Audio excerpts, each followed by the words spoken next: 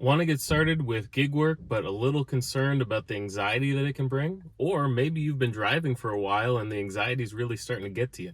How can you cope with that anxiety or deal with it before it even comes up? Well, let's find out. Hi, I'm Tyler from the RideShare Guy. On today's episode, we're going to be talking about the anxiety that comes along with rideshare driving and how we can cope with it or prepare for it ahead of time. So we're going to look at three main things and different types of anxiety that are going to come up. The first is that of traffic in the area. Now, I live in an area that is the worst traffic, or at least one of the worst traffic areas in the entire country. So that means that whether I'm driving for rideshare or delivery or just going to and from my friend's house, I have to deal with this type of traffic on a regular basis. And even driving from point A to point B in a typical day can cause a lot of anxiety, and as we've all heard of, the road rage that goes on in different areas. Especially true when you're doing gig work. You're going to be on the road for 2, 3, 4 to up to 12 hours a day driving around this same type of traffic that can cause people anxiety and road rage in just 10 minutes. So a lot can come from the traffic around us. So a couple of ways that we as gig workers can get around that traffic and make that anxiety a little less so that it's easier for us to get out there. Number one, we want to make sure that we're doing all that we can to become familiar with the area we're going to be driving in. So even before we start doing the gig work, before we sign up for the app, or after we've signed up for the app and we know what area we're going to be driving in, we go around there not signed in and get as familiar as possible with the area, learning the back roads, learning where traffic is going to kind of back up and how we can get around that during busy times. And if we have like a downtown area where we're going to be driving and making a lot of money on the weekends, maybe go during the weekday when it's completely a ghost town in there so that we can get familiar with the area and what shops are there and where we can stop to pick people up or where we can park while we wait for a ride when there's no one down there, rather than when we have all the anxiety of trying to find someone, look at the app, look at the map, look at everyone around us and the people walking and the traffic and all that. So just become familiar with the traffic in your area will help alleviate some of that anxiety. The next thing that you can do is drive when there's not going to be a lot of traffic. So if you're a delivery driver mainly, then a lot of your income is going to come from nights around dinner time and weekends when everyone's at home ordering food. You could also get the lunch crowd and even the breakfast crowd that are ordering food.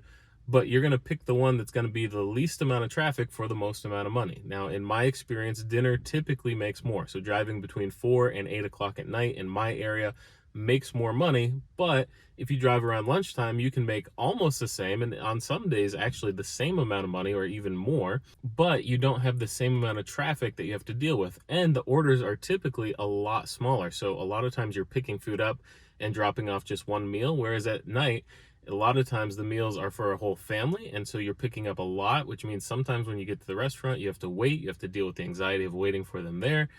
And then you have to get it to the person who's now upset because they waited a long time. So driving when it's not as busy can alleviate a lot of that stress, especially with rideshare, because you have someone in the back that's really critiquing your driving at times, or at least it can feel that way. And if there's a lot less people on the road because you're driving at a less busy time, it'll help alleviate a lot of that anxiety. The second thing that causes a lot of anxiety with drivers, new drivers, and people concerned about becoming drivers is using the app itself. Now, each app that you drive, whether it's Instacart, Uber, Lyft, Grubhub, DoorDash, whatever it is, each app is going to be similar in some ways, and it's going to be very different in other ways. So getting familiar with the app is a cause for anxiety for a lot of people, especially because we constantly are talking about multi-apping. So not only are you going to have to use the app and be familiar enough with that to be able to accept, decline, and decide what to do while driving at times, but you also have to be able to run everything else. So you're going to have music running or podcasts running or a number of other things that are going to be running on a regular basis in the background, and being able to use everything at the same time and be familiar can be overwhelming. So how do you cope with that? Well, first, I highly recommend just becoming familiar with one app at a time. So don't start off multi-apping. You can start off and sign up for all the apps. You can sign up for Uber, Lyft, Grubhub, DoorDash, and just have everything in place. Some of those have wait lists, so it's definitely a good idea to sign up for all of them if you're going to start rideshare driving.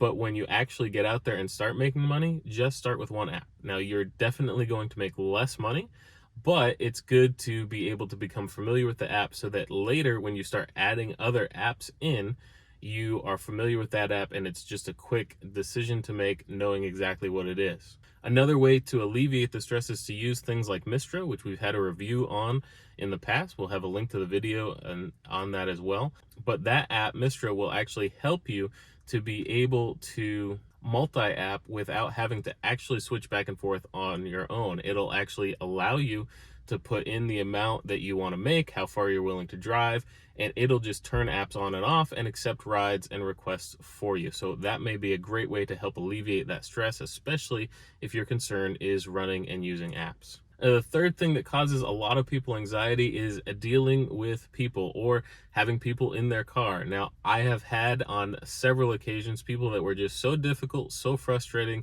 that the moment they got out of my car, I turned off for the night and just went home because I just couldn't deal with it anymore. Maybe that's you, maybe not. Maybe you can deal with people on a regular basis. You're good at dealing with people that are difficult. And maybe you're like, well, I don't want to have people in my car, so I'm going to do deliveries in order to get money, but not have to have people in my car. And that's a great suggestion. We highly recommend, if you're a little anxious about having people in your car, then do delivery because you don't have to have people in your car. Now, I don't want you to think that you don't ever have to deal with people. I just a few weeks ago had someone yelling at me about the mayonnaise on their sandwich and that it's only good for 22 minutes after I pick it up. I don't really understand that, but sometimes people, even with delivery, can be very difficult to deal with. So there's that anxiety with dealing with people. So how do you cope with that? Well, number one, I find that just thinking about, I only have to deal with this person for a few minutes. It's a 10-minute ride. I can deal with them for 10 minutes, or it's 10 minutes to drop off their food and their messages are coming through, and then I never have to see these people again. So just remembering you never have to see them again. You're not going to likely pick them up. I have, in the several years, 7 years of rideshare driving, I have had repeat customers twice in that entire time. So it doesn't happen very often. So don't worry about, I'm going to pick this person up again. Just know, once you drop them off, you likely will never have to deal with them again.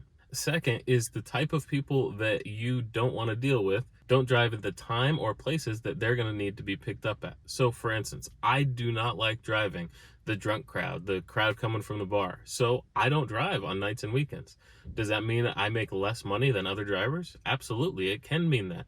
With the tips and tricks and things that I've learned, I can make as much money as a lot of other drivers are making on the weekend, sometimes even more. But I could make more using those same strategies on the nights and weekends to make more money. But I don't like that type of crowd, so I don't drive at that time. And I'm happy with the amount of money that I make during the week, during lunch and dinners during the week, that allows me to not have to work on the weekends. Another thing is that you're familiar with your area. So if you know that this type of ride is going to be at this location, then don't pick up or go near that location. For instance, we've had an interview in the past with a driver who has to deal with a lot of medical pickups in his area, and they're not worth his time. They're difficult passengers. So anytime he sees anyone going to that area or being picked up from that area, he doesn't accept the ride, and he doesn't go near there to get rides for it. So you can become familiar with your area and able to do that so that you know not to go into those areas or accept requests in those areas. So there you have the different anxieties and things that can keep you from driving or make you stop, and ways that you can cope with them. Have you ever experienced any anxiety while you're driving? Or maybe you're thinking about driving and getting out there and doing some gig work, but you have an anxiety that's holding you back. Let us know what those are in the comments below. We appreciate it. We read every single one of them. If you found this video helpful, give us a thumbs up. It really helps us out. And subscribe to the channel, because there are more episodes that come out every single week that help you make as much money as possible and as little work as possible. Until next time, stay safe out there, everyone.